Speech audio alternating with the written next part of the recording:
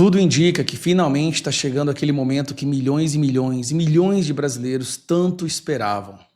Afinal de contas, os crimes, as ilegalidades, a perseguição cometidas por Alexandre de Moraes chegaram a um nível tão escandaloso, tão absurdo, internacionalmente conhecido, que não poderiam se sustentar por muito tempo. Ele exagerou demais na dose e agora vai pagar o preço por isso. Por que eu estou dizendo isso? Nós estamos vendo o que está acontecendo nos Estados Unidos, né? Vai vir aí suspensão de visto, não o que é o mínimo, mas vai ter a lei Magnitsky e também tem o caso do Felipe Martins. E as conclusões que a gente está tendo é a seguinte: o Alexandre de Moraes pode até não recuar e continuar querendo avançar, mas vai ficar cada vez mais difícil encontrar capangas, jagunços dispostos a acatar ordens ilegais, porque essas pessoas sabem que sofrerão consequências. Vamos analisar primeiro isso aqui, ó. Justiça dos Estados Unidos marca a audiência de Felipe Martins sobre suposta fraude. Como vocês já sabem, se não sabem, eu vou explicar resumidamente.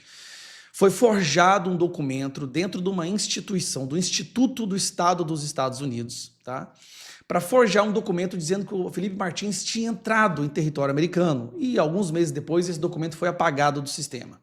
Ou seja, alguém, por ordem daqui, de alguma autoridade daqui, fabricou, forjou um documento oficial dos Estados Unidos. Isso é um crime internacional. E essa audiência servirá justamente para analisar a necessidade de seguir adiante com a investigação, descobrir quem foi o responsável por essa fraude e quem foi que mandou o responsável fazer isso. O que criaria uma linha de cadeia de comando que chegaria até Alexandre de Moraes. Mas as pessoas envolvidas nessa cadeia de comando também sofreriam graves consequências. E aí, vamos para a próxima parte que eu quero mostrar para vocês. Polícia indicia ex-assessor de Moraes em investigação sobre diálogos do ministro. Todos se lembram do escândalo. Que engraçado, né? Rapidamente a imprensa esqueceu. Mas o escândalo quando as conversas dos celulares de Eduardo Tagliaferro foram vazadas, que mostravam que havia uma espécie de organização de fabricação de inquéritos e relatórios para perseguir e censurar pessoas da direita. Caso você não se lembre, aqui tem um rápido diagrama para te lembrar.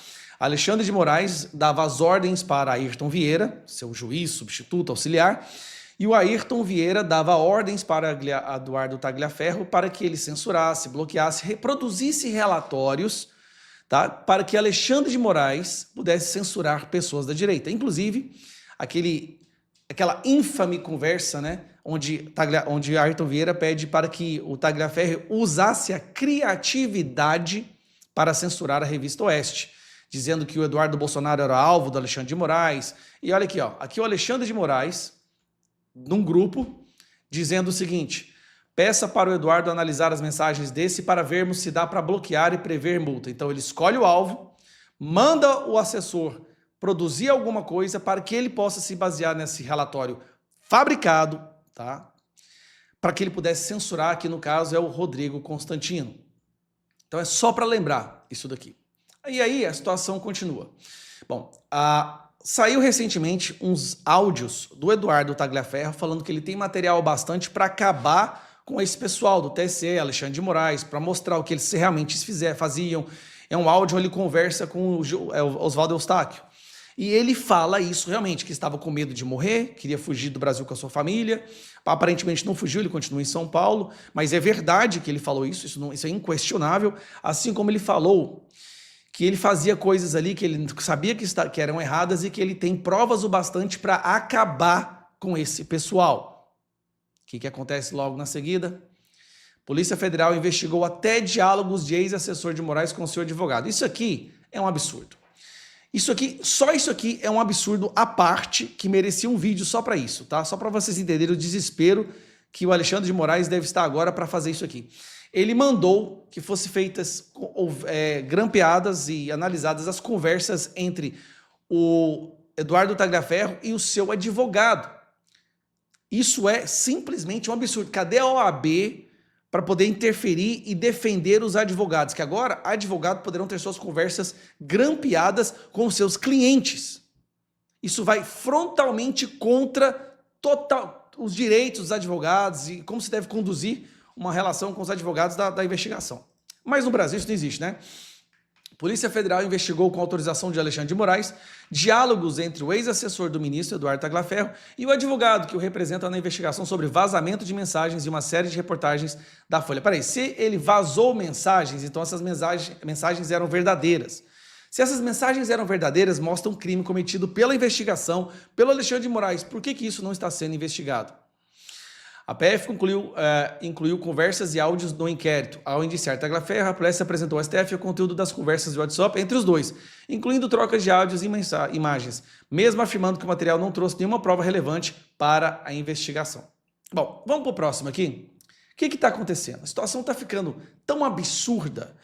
Essas pessoas sabem que agora vão ter vistos suspensos, vão responder internacionalmente no Tribunal Internacional Americano, lei magnífica, onde não poderão ter cartão de crédito, serão excluídos do mundo financeiro, do mundo bancário.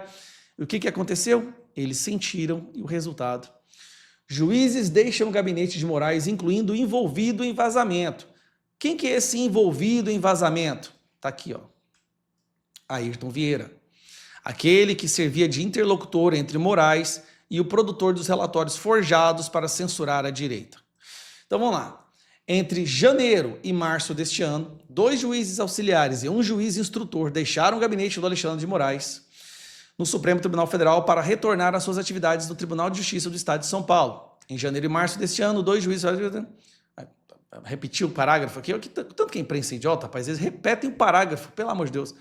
O Estadão ouviu o interlocutor de Moraes e afirmou que ele iniciou um processo seletivo para substituir os magistrados. Procurado, o ministro não se manifestou sobre o motivo das trocas desse gabinete. Lembrando, o Ayrton Vieira era o principal aliado de Moraes no exercício de juiz e instrutor em processos criminais para censurar, perseguir, forjar relatórios e cometer várias outras ilegalidades no processo de investigação, né? Ele auxiliava Moraes desde maio de 2018, por mais de um ano após o ministro tomar posse no STF. Eles estão sentindo. Então, Alexandre de Moraes pode até querer continuar com essas ações que são abjetas, absurdas, aberrações jurídicas, fazer contorcionismo de interpretação da Constituição e ter o apoio de uma parte da imprensa. Mas vai ficar cada vez mais difícil encontrar os seus jagunços. Por que isso? Quando você acata ordens ilegais para perseguir pessoas inocentes, você está sendo um jagunço. Vai ser cada vez mais difícil encontrar jagunços para acatar essas ordens. Delegados da Polícia Federal, agentes da Polícia Federal, juízes substitutos, juízes auxiliares, essas pessoas pagarão um preço pelos que elas estão fazendo. E nós sabíamos que isso iria acontecer mais cedo ou mais tarde, porque a gravidade dos atos e dessas ações não passaria batido por muito tempo. O castelo está começando a ruir, o barco está começando a afundar, e agora os ratos mais fracos são os primeiros a pular fora. Alexandre de Moraes pode até ter uma certa blindagem, mas juízes auxiliares, substitutos, delegados da Polícia Federal e agentes que a Stasi, né, do Alexandre de Moraes, aquele destacamento que ele sequestrou e transformou numa espécie de quides pretos jurídicos, né?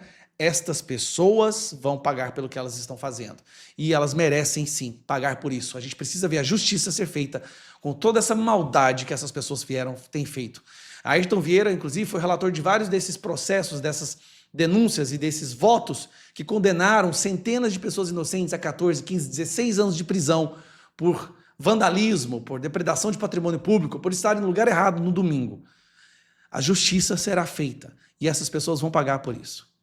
Gostou da matéria? Se inscreva no canal, aperte o sininho das notificações e compartilha. Canal Informativo News vai ficando por aqui. Um forte abraço, até a próxima matéria.